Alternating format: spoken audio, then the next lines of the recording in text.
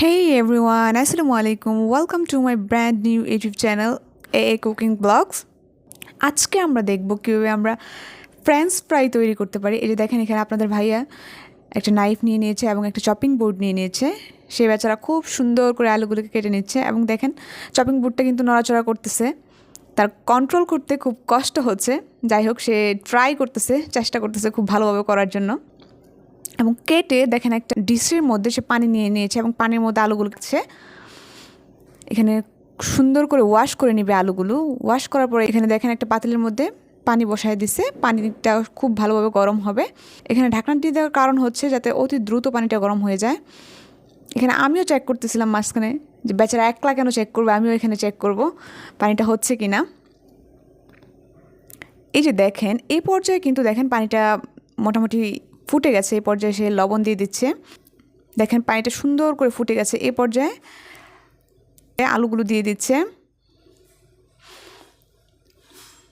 বেচারা নিজেই দিচ্ছে, আমাকে আর দিতে দিল না। ও নিজেই সুন্দর করে আলুগুলোকে দিয়ে দিয়েছে। এখানে সবগুলো আলু এখানে দিয়ে দেওয়া হয়ে গেছে। এখন মেবি এটাকে ডেকে দেওয়া হবে। ওকে দেখেন আমি চেক করতেছিলাম, দেখেন একদম পানিগুলো ফুটে গেছে। যদি আবার পানি পড়ে যায় ঢেকে দিলে তার জন্য আমি খুলে দিয়েছিলাম এখানে। তো আমি আবার চেক করতেছিলাম এটা কতটুকু কুক হয়েছে। আমি চেক করার পর্যায়ে কী করলাম, আমি আলুটা ভেঙে দেখাচ্ছিলাম যে কতটুকু কুক হয়েছে। বাট আমার হাজব্যান্ড বলতেছে যে তুমি ভাঙলা কেন, তোমারটা হয় নাই। তার জন্য ও আবার ট্রাই করতেছে। ওকে আমারটা চেক করা হয় নাই, তার জন্য ও আবার ট্রাই করতেছে, চেক করতেছে কতটুকু হয়েছে। Okay perfect.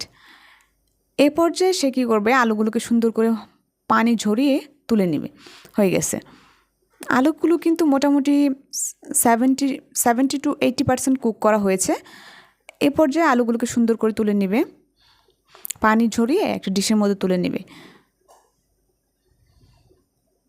একদম সুন্দর করে পানি ঝরাতে হবে যাতে পানি না থাকে, কারণ এটা পরবর্তীতে তেলে দিয়ে ভাজা হবে। তো পানি থাকলে দেখা যাবে যে তেলগুলো ছিটতে পারে, যার জন্য সুন্দর করে পানিগুলো ঝরিয়ে নিতে হবে।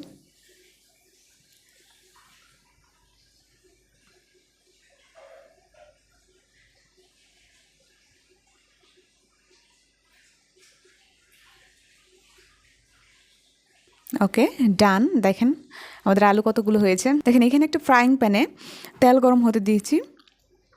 এই তেলগুলোতে মূলত আলুগুলো ভাজা হবে। ওকে দেখেন এই পর্যায়ে কিন্তু আমি আলুগুলোকে দিয়ে দিচ্ছি। এক বেচ আলু ভাজা হয়েছে, যেখানে আসলে ভিডিও ক্লিপটা নেওয়ার কথা মনে ছিল না, যার জন্য সেকেন্ড টাইম যেটা ভাজা হচ্ছে সেক্ষেত্রে ক্লিপটা নেওয়া হয়েছিল। আমি আলুগুলোকে সুন্দরভাবে দিয়ে দিচ্ছি। আর বেচারা বলতেছিল আস্তে আস্তে দাও যাতে হাতে না তেল ছিটে না যায়। সুন্দর করে দেওয়া হয়ে গেছে এবং এটাকে আস্তে আস্তে নেড়ে তেলের মধ্যে ডুবিয়ে দিচ্ছিলাম। যেগুলো ভেসে ছিল ওগুলো তেলের মধ্যে ডুবিয়ে দিচ্ছিলাম আলুগুলোকে। এখানে কিন্তু আমি ফুল কুক করবো না, আমি দুইবার ভাজবো। দুইবার ভাজলে হয় কি আলুগুলো অনেক সুন্দর মুচমুচে হয়, দেখা যাবে উপরটা ক্রিস্পি থাকবে এবং ভিতরটা অনেক সফট হবে। একবার ভাজলে হয় কি উপরটা অনেক হার্ড হয়ে যায়, অ্যান্ড দেন ভিতরের যেই জুসিনেসটা থাকে সেটা আর থাকে না আর কি। যার জন্য উপরটা ক্রিস্পি অ্যান্ড হচ্ছে ভিতরটা জুসিনেস করতে গেলে আপনাকে অবশ্যই দুইবার করে ভাজতে হবে। আমি বারবার আসলে চেক করতেছিলাম কতটুকু কি হয়েছে, কারণ প্রথমবার ভাজতেছি তো, প্রথমবার এত বেশি ভাজতে হয় না। হালকা কালার চলে আসলে বা হালকা একটু শক্ত হয়ে গেলেই এটাকে তুলে ফেলবো। ওকে দেখেন আমি একটা ডিশের মধ্যে টিস্যু নিয়ে নিয়েছি, টিস্যুর উপরে রাখবো এটা, কারণ এখানে অনেক তেল থাকে তো, নাহলে দেখা যায় তেল চেপচেপা হয়ে যায়, যার জন্য টিস্যুতে রাখবো। মানে এইখান থেকে আমি তেলটা সুন্দর করে ঝরিয়ে নিয়েছি, ঝরিয়ে আমি একটা টিস্যুর উপর রেখে দিলাম একটা ডিশের মধ্যে। দেখেন এটা দেখলেই কিন্তু বোঝা যাচ্ছে এটা আমি ফার্স্ট টাইম কতটুকু ভেজেছি। মানে জাস্ট একটু শক্ত হওয়া পর্যন্ত, যাতে ভেঙে না যায়। যদিও আমাদের এখানে অনেকগুলো ভেঙে গেছে, কারণ আমরা ড্রাইভার হচ্ছে নতুন ড্রাইভার, যার জন্য আর কি ভেঙে গেছে। ব্যাপার না, আস্তে আস্তে ঠিক হয়ে যাবে।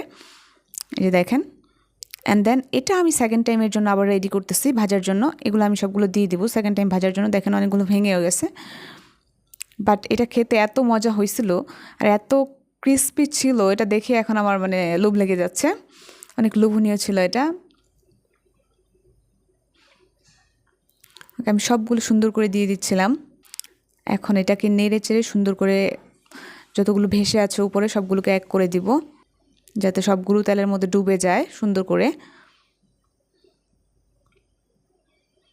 এখন এটাকে নেড়ে চেড়ে, এটা কিন্তু সেকেন্ড টাইম ভাজা হচ্ছে, এটাকে নেড়ে চেড়ে এখন একদম মুচমুচে করে তুলে ফেলবো।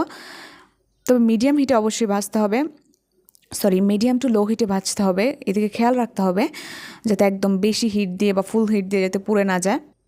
এটা একদম গোল্ডেন কালার আসা পর্যন্ত এটাকে সুন্দর করে ভেজে নেব। এই যে দেখেন মোটামুটি গোল্ডেন কালার চলে আসতেছে, এই যে দেখেন। আর দেখেন এটার বুদবুদটা কিন্তু এখন অনেকটাই কমে গেছে। যখন বুঝবেন যে এটার বুদবুদ কমে যাচ্ছে তার মানে এটা হয়ে গেছে। এই যে আমি একটা ডিশের মধ্যে নিয়ে নিচ্ছিলাম, ভালো করে তেল ঝাঁকিয়ে নিয়ে নিচ্ছিলাম যাতে একটু তেলও না থাকে। দেখেন কত সুন্দর লাগছে দেখতে। এখন এখানে কি করব, কতগুলো মরিচ ভেজে নিব। এর জন্য একটা স্পেশাল মশলা বানাবো যেটার উপরে দিয়ে খাওয়ার জন্য। আমি কয়েকটা মরিচ দিয়ে দিলাম এখানে, মরিচগুলোকে সুন্দর করে ভেজে নিব। আসলে আমি একটু ঝাল পছন্দ করি, আমাদের বাসায় সবাই একটু ঝাল পছন্দ করে, যার জন্য আর কি ঝালগুলো একটু বেশি দিব। ভেজে একটা বাটিতে তুলে নিলাম। এখন দেখেন কি করব, এটাকে পেস্ট করে নিব। এটাকে সুন্দর করেই করে নিব, ডলে নিব। যেহেতু আমার হাত দিয়ে ডললে হাতে ঝাল লাগবে, যার জন্য আর কি আমি পাটাই ডলে নিচ্ছিলাম।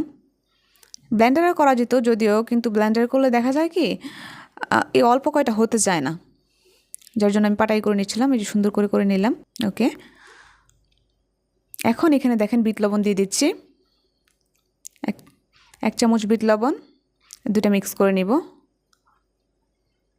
দেন এখানে একটু সাধারণ যে খাবার লবণটা আছে ওটাও দিয়ে দিলাম। বেচারা পাশ থেকে বলছিল এত মিক্স তোমাকে করতে হবে না, তাড়াতাড়ি খাবো, তুমি দিয়ে দাও। ওকে, দিয়ে দিয়েছি। এখন এখানে গোলমরিচ দিয়ে দিব।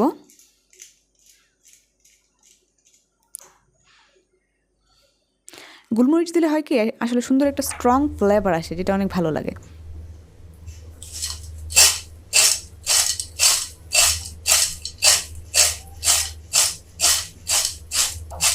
দেখেন এটা কতটা ক্রিস্পি হয়েছে। ওকে, আজকে এ পর্যন্তই, দেখাবো নেক্সট অন্য কোনো একটা ভিডিওতে।